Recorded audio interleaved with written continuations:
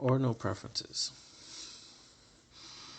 Typically, consumers can easily answer questions about whether they prefer one bundle to another, such as, do you prefer a bundle with one scoop of ice cream and two pieces of cake to another bundle with two scoops of ice cream and one piece of cake?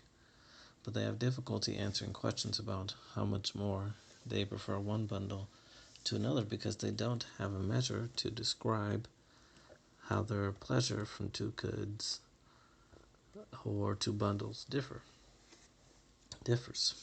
Therefore, we may know a consumer's rank ordering of bundles, but we are unlikely to know by how much more that consumer prefers one bundle to another.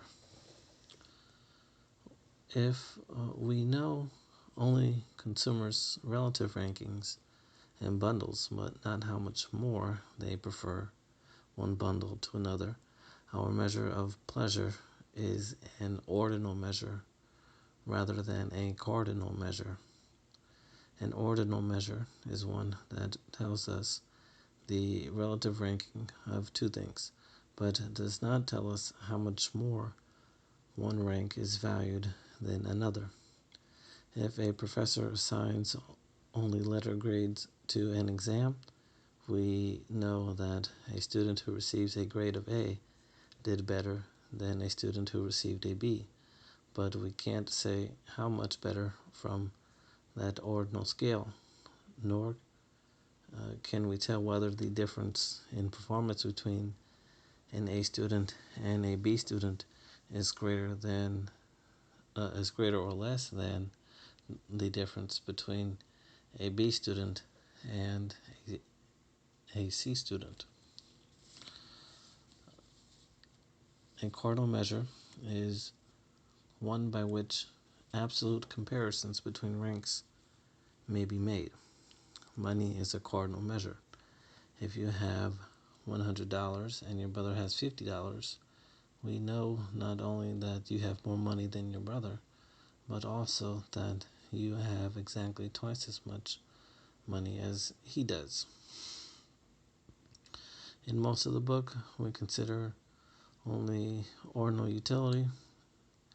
However, we use cardinal utility in our analysis of uncertainty in chapter 16. In a couple of other cases,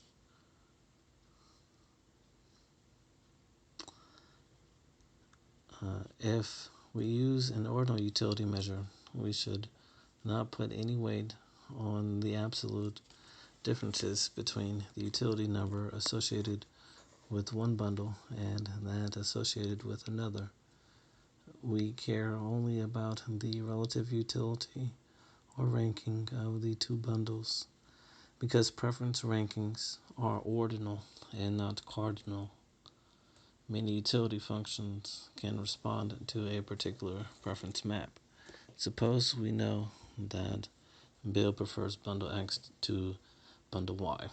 A utility function that assigns 5 to X and 6 to Y would be consistent with Bill's preference ranking. However, if we double all the numbers in this utility function, we would obtain a different utility function that assigns 10 to X and 12 to Y. Both of these utility functions are consistent with Bill's preference ordering. In general, given a utility function that is consistent with a consumer's preference ranking, we can transform that utility function into an unlimited number of other utility functions that are consistent with that ordering.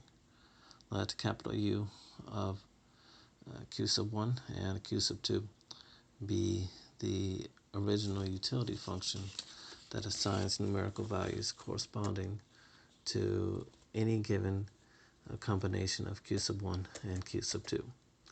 Let capital F be an increasing function in jargon, a positive monotonic transformation, such that if x is greater than y, then capital F of x is greater than capital F of y. By applying this transformation to the utility function, we obtain a new function, capital V of q sub 1 and q sub 2 equals capital F of capital U of q sub 1 and q sub 2, which is a utility function with the same ordinal ranking properties as capital U of q sub 1 and q sub 2. As an example, suppose that the transformation is linear. Capital F of x equals a plus bx, where b is greater than 0, then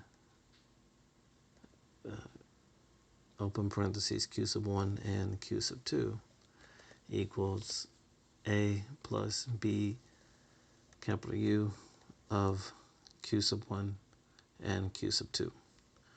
The rank ordering is the same for these utility functions because capital V of q sub 1 and q sub 2 equals a plus b capital U of